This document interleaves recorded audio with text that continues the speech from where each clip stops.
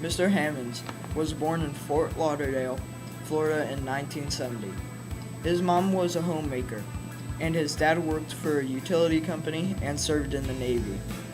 Mr. Hammonds went into the military after he finished college. Mr. Hammonds enlisted because he wanted to fly helicopters for his country. Why did you join? Because I wanted to fly. His basic training was held in Fort Leonard Wood, Missouri. He pushed through the very tough training. After and during the training, he was trained in foreign languages to be an interrogator as well as a pilot. Flight training took him 2 years to finish. Then he dived into the military. He adjusted to the regiment program pretty easily. He was first deployed in Afghanistan. The United States of America were fighting to overthrow the Taliban that was oppressing the Afghan people. His trip over was extremely long and hot. When he arrived, he and some of the guys said it was like the Wild West. Very few rules, and he was one of the first to be stationed there. He flew all over Afghanistan, carrying troops, supplies, cars, dogs, donkeys, and even millions of dollars. We fly everything around. I fly Chinooks, which is the large helicopter. We fly everything and anything that can be flown in the back, from cars to troops to, I've flown donkeys before, I've flown dogs and millions of dollars, and it's just a varied range of things that we carry and can fly around with. So. His service was consisted of long days flying his CH-47 Chinook long distances. Tell me about what you did in Afghanistan.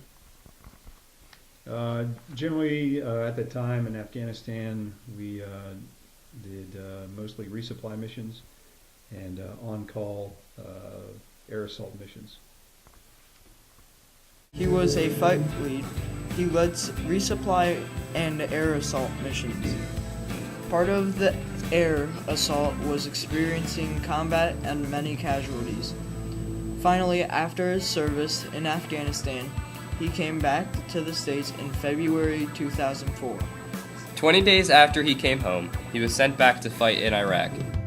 His trip reminded him of the one over to Afghanistan. In Iraq, he was given the same role, flight lead, running resupply missions. The difference in Iraq, that much of it was more resupply than anything else. As soon as the ground forces moved in, he would run a resupply train. He would do a lot of on-call missions, whether it would be mail, fuel, ammunition, food, and water, and all kinds of other things that the troops needed. Tell me about your missions in Iraq. It's pretty much the same thing, as more resupply than anything else. That was when we first had gone into Iraq. And so there's a lot of ground forces moving quickly who would a lot of times outrun their supply chain. And so we would do a lot of on-call missions, moving mail, fuel, ammunition, food, water, all kinds of different things as forward to the troops. Then once we took over Iraq, it just generally turned into just resupply missions at that point. He stayed in Iraq just over a year before he returned home. While he was serving, Mr. Hammonds says, almost every flight went badly. Flying helicopters in a war environment leads to bad missions. Did you ever experience a situation that went badly? Yes, almost every flight went badly. Yeah, it's one thing about flying helicopters and being in a wartime environment.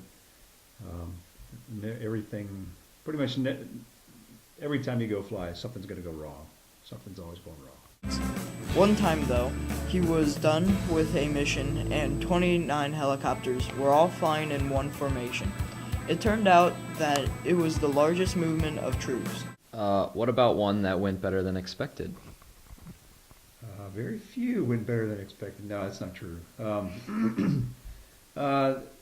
One time we got done with a pretty large mission in Iraq, and we were able to all come back to our home base at the same time. We flew 29 different helicopters all in one formation back home to Mosul, which is in northern Iraq.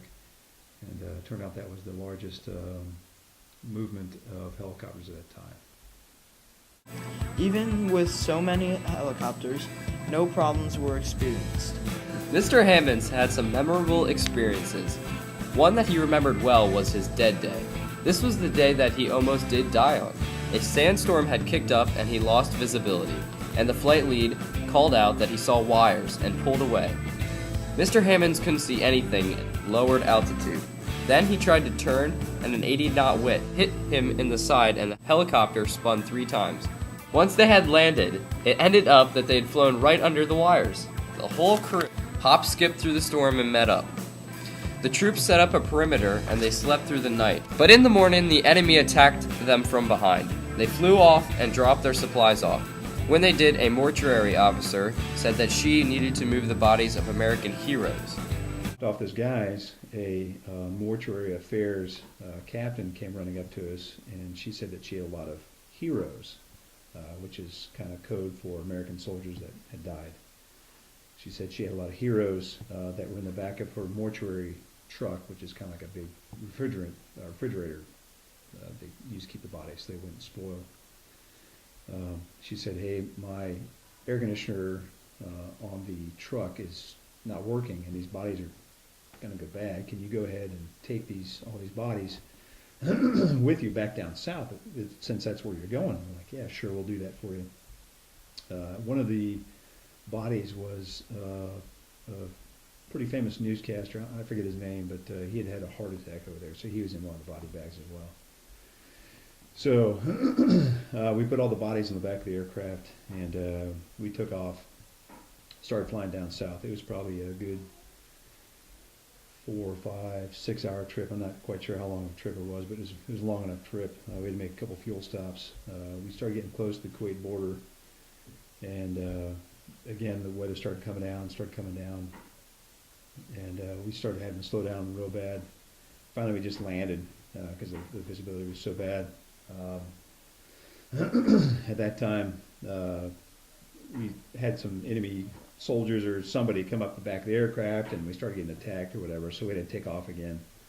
And a couple of guys were like, "Hey, let's just go ahead and move off somewhere out in the middle of the desert. We'll just shut down and just kind of wait out the storm overnight." And I was like, "I am not waiting in the middle of the desert with bodies in the back of this aircraft with guys out there looking for us.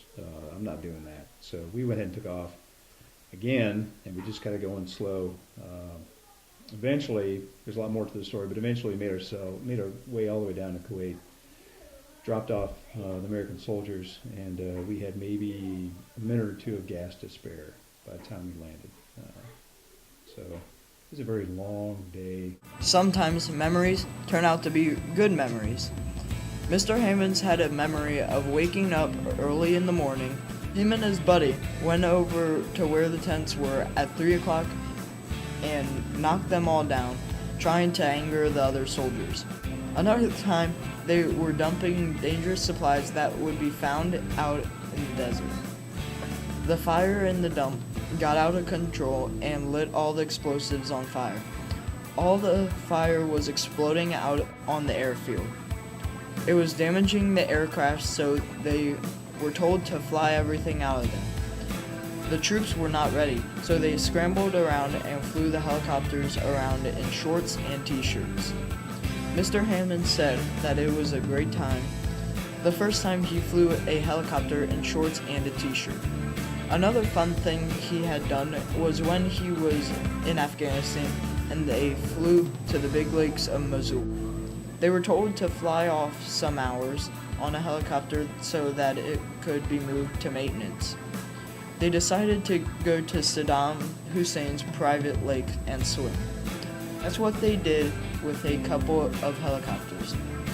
The first group would swim while the second flew a perimeter, and then they switched halfway through.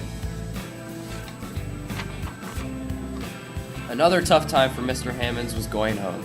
He didn't know how he felt about going home. He was so excited to be going home to see his family and friends. At the same time, he felt bad that he was leaving the other troops out of war. Sometimes hard times still happen even when he doesn't fight in war.